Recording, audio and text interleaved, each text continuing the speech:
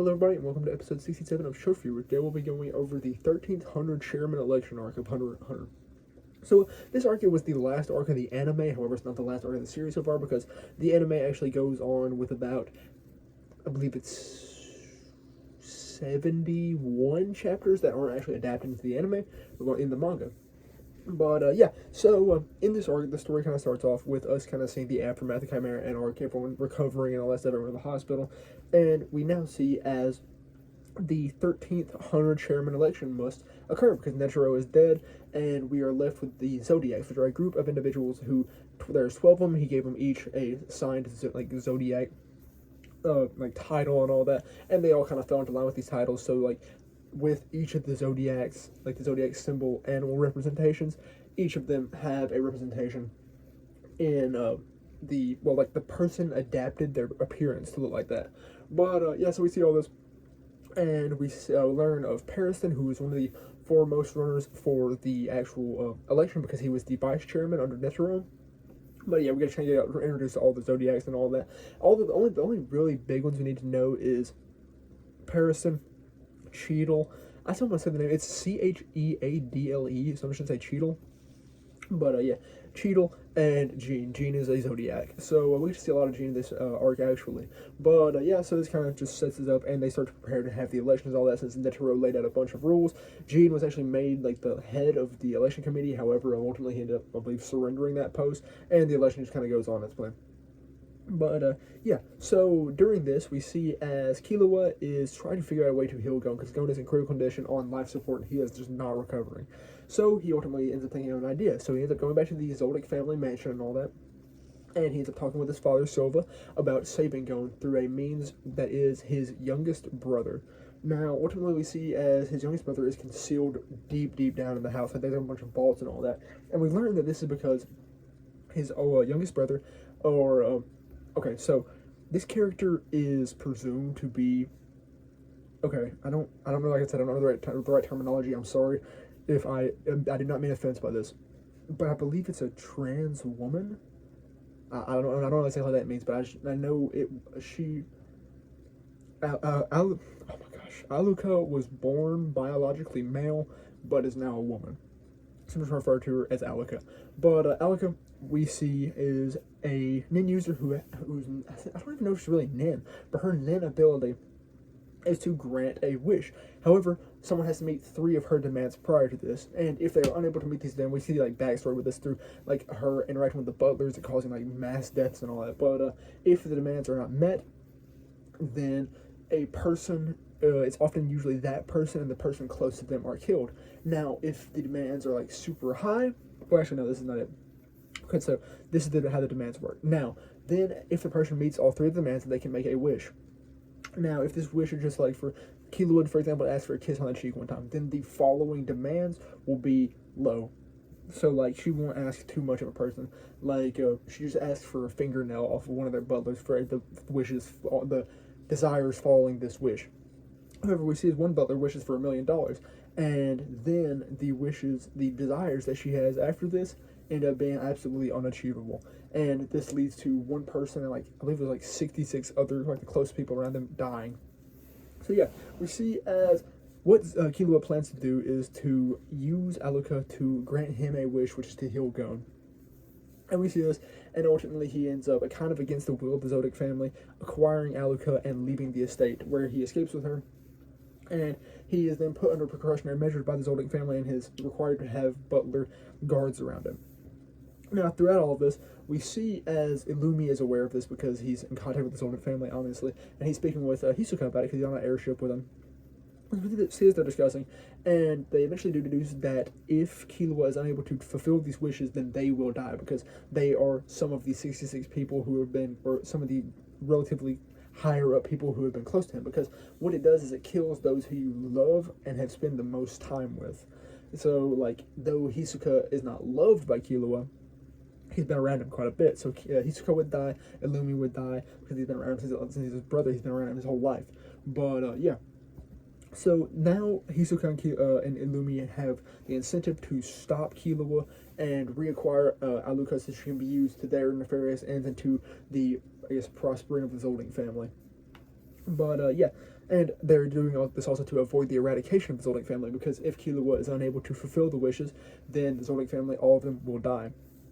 But yeah, so we try to move on from that, and we see slowly as we just see some conflict with Killua and the Zoldinks, well, Illumi and Hisoka, because we see as they're like traveling, eventually trying to head to the hospital. They end up getting in contact with Moro and all that, and they're like, "Yo, we cannot have anyone around that Aluka could possibly ask of a request of." So they end up trying to get everything arranged. They end up putting Gon in like a little like field hospital outside of the hospital, since we couldn't really evacuate everyone from the main hospital. But yeah, we see as this goes on, we see as Hisoka actually gets in a battle with one of the butlers, and it's like the head dude who uses the coins. And I'll speak on this later, but yeah, so we see that fight. We see as Illumi actually goes into the city that the hospital's in.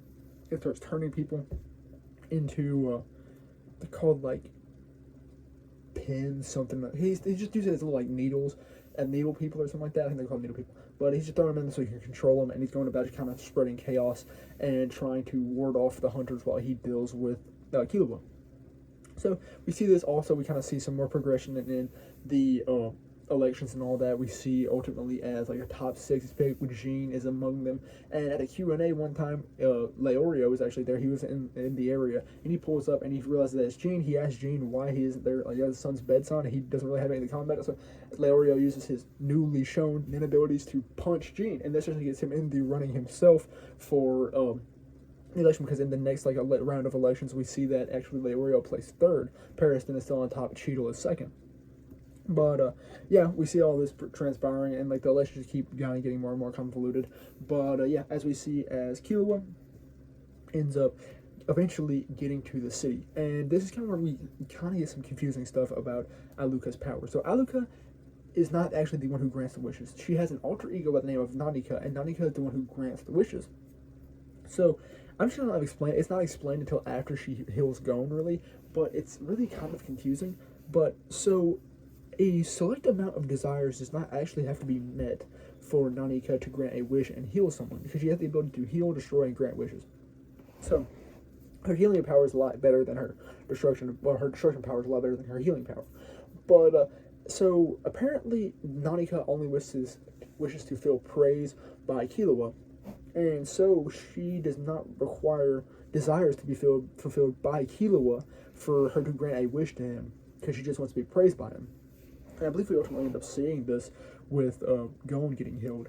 But yeah, I'll just kind of get to that. So they ultimately end up getting there, and Illumi is there to stop him, but they end up discussing and all that.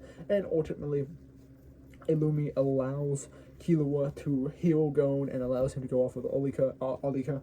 And we just see as this transpires, and ultimately she ends up healing Gon. And then we see as Gon actually ends up rushing into like the area where they're having the election. This is like one of the 7th round of elections, yes, and they're having like a Q&A, and they see Leorio up there and all that. And when Leorio comes in, he ends up giving up on his position as possibly becoming chairman, even though since he was really high, because he didn't even want to be chairman. He got elected because of the popularity of punching Jean, because no one liked Jean.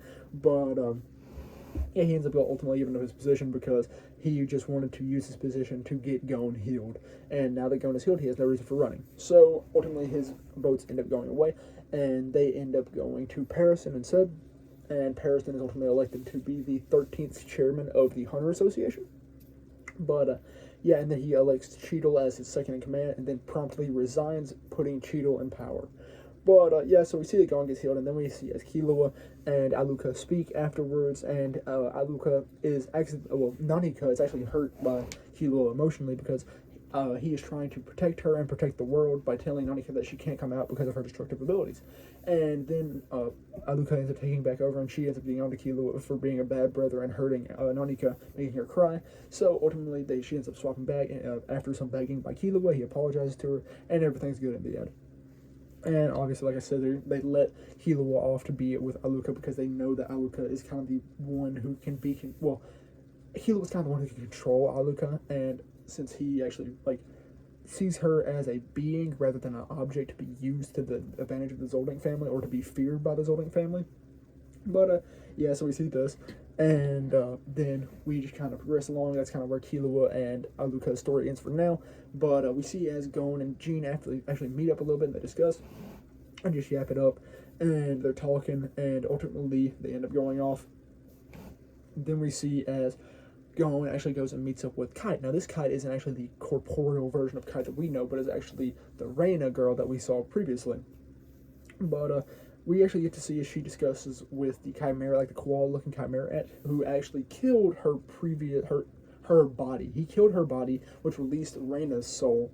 And then, due to Kite's, because actually Jean explains this to, Gon, about how when Kite was at like risk of death, he had a secret like eighth spinner that came up on his crazy slots ability, and this allowed him, I presume, to transfer his soul. But he ends up transferring his soul into this dead body, and the koala dude's kind of explaining and all that. So now we know that is why Kite is now in this young girl's body. But we see as Gon pulls up, and they just get to talking and all of that. And we saw previously how Jean was telling Gon to actually be a good friend and make a promise that he wouldn't break promise to what he would do now that Kite was actually alive again, and not like apologize. So he goes back and makes him a promise, and we just see as everything's kind of happy-go-lucky. We see that Kite's group is back with his new body and all of that. So that's just a little heartwarming meetup. But then after that, we see as, crap, I don't know. Okay, yeah, because I believe Gon gets a call, and then he's sent to the Hunter Association, where Beans, which is like this little like helper associate dude, ends up taking Gon to an area where it shows a little drawing of the World Tree, and he's like, your dad wanted you to go there, so ultimately Gon is planning to go to the World Tree, and we see as Killua and Aluka tag along for a little bit. They end up going about as far as the base of it, and they're like, yeah, we're going to stay here. Killua's like, yeah, I got to take care of Aluka, and I'm going to be a good big brother that I was meant to be. So we see as they part ways, and Gon ends up climbing up the World Tree, where he meets with his dad, and they're just kind of yakking it up, all that good stuff. We see how they just kind of like have a relationship similar, because Gon comments on it, and he's like, it's similar to that of an uncle and a son and a nephew rather than a father. He doesn't really see him as a father, he just kind of sees him like a cool older figure. But yeah, we see as this goes along, and they have some dialogue, and we actually learned that the world map is not, whatchamacallit, the world map is actually not the bounds of the Hunter world, but rather it is a larger world that is within one continent, because theirs is actually just a little lake that is in a bigger, massive continent. So yeah, that's really interesting. I've just actually recently started reading the Dark Continent arc, and that's kind of explained a little bit more. But yeah, so that progresses along. We get to see just kind of everyone about. We see Aunt Mito, we see Leorio studying, and we see Kurapika for a brief minute. He's sitting in front of a bunch of Crimson Eyes from the Nostrad family. So, yeah, Nostrad. So we know that he's been getting busy getting the Crimson Eyes back by whatever means necessary. But and we also see, oh, I forgot to mention, we got to see Canary in this arc again, because we got to see the Zoldyck Butlers, which is really cool, because Canary has such a cool design. I like Canary. But yeah, we get to see this, and let's get to see is the funeral at that like head Butlers dude, and however they end up coming by, and this guy was actually one of the like little like fox changing things we get to see in like the Hunter exam like early on. So I don't know if he was one of them, or if this is just another person replacing him, since they can shapeshift into his visage, which was weird. So I don't know if he's dead or not. But yeah, you see this, and it moves along, and ultimately trying to get this pretty scene of like birds flying around in the sunset and all that. And that is where the Hunter x Hunter anime ends. It was a great anime. I loved it. Like I said, as you know from my 40-minute Chimera Ant video, that I loved it, and it was just phenomenal. All around a great anime, but it's not done yet. Like I said, I got to read all of the Dark Continent arc that's out so far, and I will get you a review on that pretty soon. Because, I mean, I've already read 10 chapters today, and I finished up the anime today. Well, it won't be today whenever this gets out, but it'll actually be 2 days past. But yeah, so I should be getting that pretty soon. But I've really enjoyed what I've read of it so far, and I hope that I continue to enjoy it, because I believe I have, like I said, I've read about 10 chapters, so I have 60 or so chapters left, but I'm really enjoying it, and I've enjoyed it all this way. The anime was great, and I did truly, truly love it. So I would highly recommend it to anyone who's wanting to get into Hunter x Hunter. I know it won't be for everyone, but I believe that everyone should at least give it a chance. So, yeah, that's all I really have to say about the 13th Hunter Chairman election arc, and all I really have for episode 67 of Shelf Review. So, thank you very much for watching.